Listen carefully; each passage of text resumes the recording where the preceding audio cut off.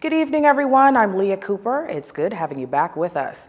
Legislators get a provisional account of how things have shaped up in the first half of the current fiscal year and an outlook of what's to come for the latter 6 months. In this report, our BJ McDermott takes a look at how taxpayers' monies was earned by the same token spent and why the government accepts the need to remain focused and resolute in efforts to strengthen the country's fiscal position. The fiscal deficit to come in slightly lower than projected by some $5 million to $10 million. The budget deficit then will be somewhere near $230 million. That all according to Deputy Prime Minister and Minister of Finance Peter Turnquest, who today noted that in the first 6 months, that's July to December, the fiscal deficit contracted by 31% to $175.3 million. The outturn for revenue showed a $129.5 million increase in total receipts to $1,010.3 million. We know that historically, revenue collections are typically higher in the second half of the fiscal year when several annual payments such as real property tax, business licenses, and bank and trust company licenses are collected. Nevertheless, with the timing of the VAT payments at the old versus the new rate during the year, as well as the concessions granted to hotels and construction in respect of previously booked reservations and contracts, we now expect total VAT collections in 2018-19 to be somewhat under the budgeted forecast. Now, revenue outcome will also be impacted by the new agreement between the government and gaming operators. At the start of the 2018-2019 fiscal year, a 6-tier tax scale were to apply. The scale ranged from 20% to 50%. This, of course, depending on the revenue of each gaming house. There was also a 5% stamp tax on deposits and any non-online games or digital sales. However, following fierce pushback from gaming houses, there is now a new agreement effective January 1st of this year. With this new agreement, projected revenue to be collected from the gaming houses will be somewhat below the amounts that have been included in the 2018-19 budget in the sum of approximately $18 million.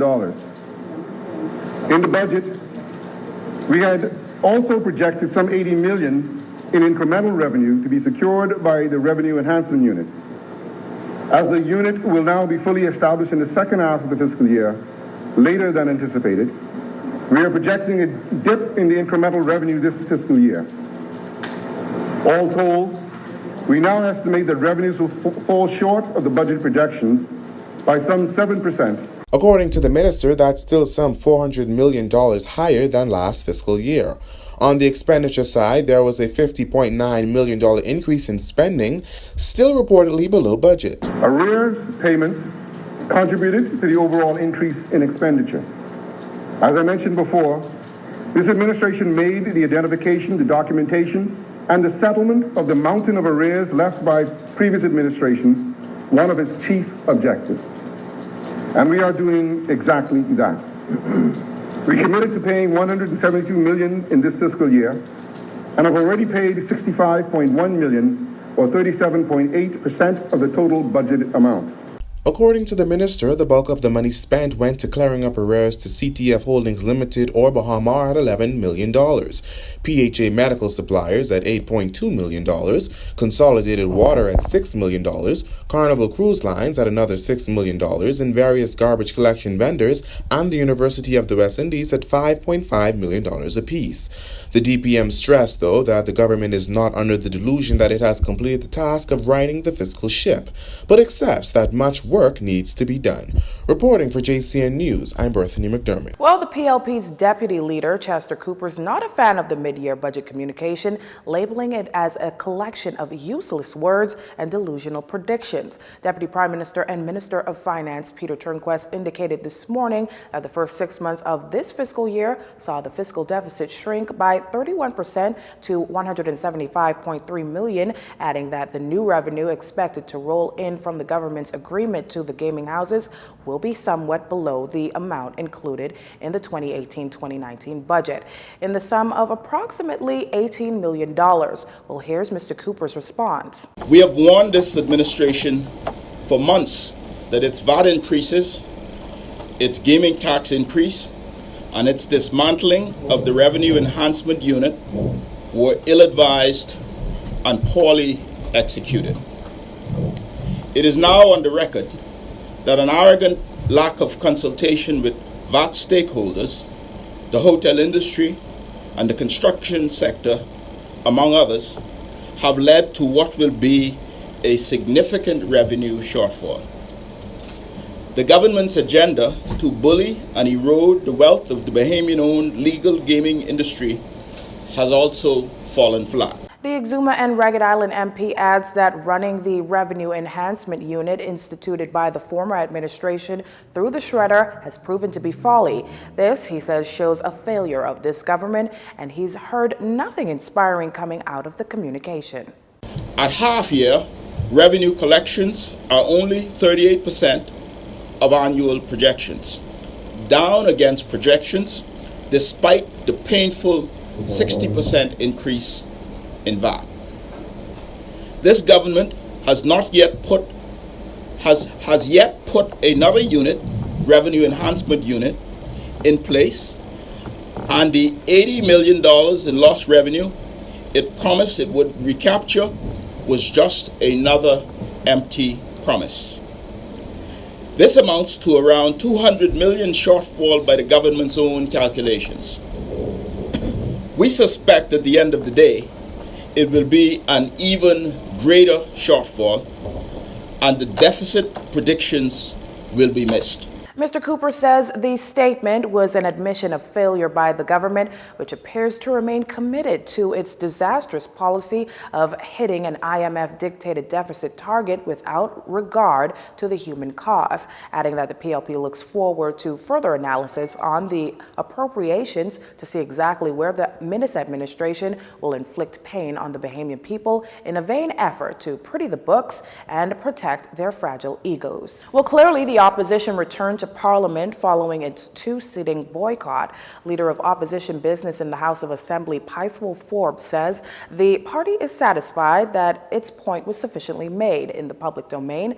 PLP parliamentarians took the position following what they describe as corrupt conduct of the government, particularly that of Cabinet Ministers Marvin Dames, Dwayne Sands, and Carl Bethel. The opposition has for weeks called the men to resign or be fired following their involvement in the Frank Smith extortion and bribery trial.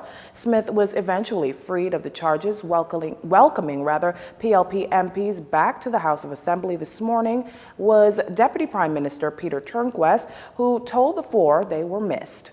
Tensions seemingly rising between Free National Movement members as Pine Ridge MP and National Security Minister Marvin Dames get into an exchange of words while exiting the House of Assembly this morning. According to Mr. McAlpine, the backbencher attempted to greet Mr. Dames in an effort to indicate that there's no hard feelings between them. Mr. Dames, however, told Mr. McAlpine not to butter him up. This exchange comes off the heels of comments made by Mr. McAlpine following an address made by the Prime Minister last week labeling the opposition party as the very definition of corruption. When asked what's been the tone of the F&M since his comments, the Pine Ridge MP says this.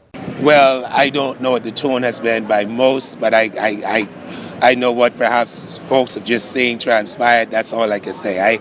I don't know. I'm trying to do my best to. This is about people. And I don't think we ought to take it personal. It's about people. It's the people's time. It's the people's house. And it's the people's agenda. And all I'm trying to do is to be amicable and to speak to the issues that affect the people.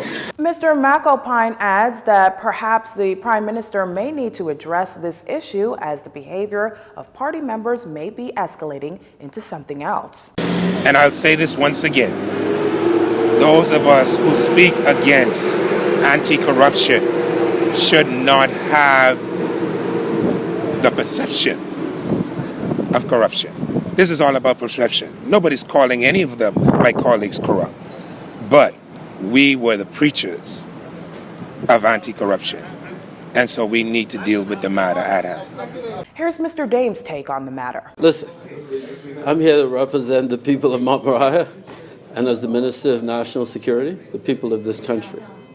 Okay? We made a promise to the Bahamian people when we took office that we will do our endeavor best to clean up corruption within this country, okay, and bring back some level of respectability. I'm not going to turn that into a political charade. Mr. Dames adds that he doesn't quite know what Mr. McAlpine is trying to do, but he's not in office to play games, adding that the FNM's here to run a country. You're watching JCN News. Stay with us. This segment of the news was brought to you by Alive.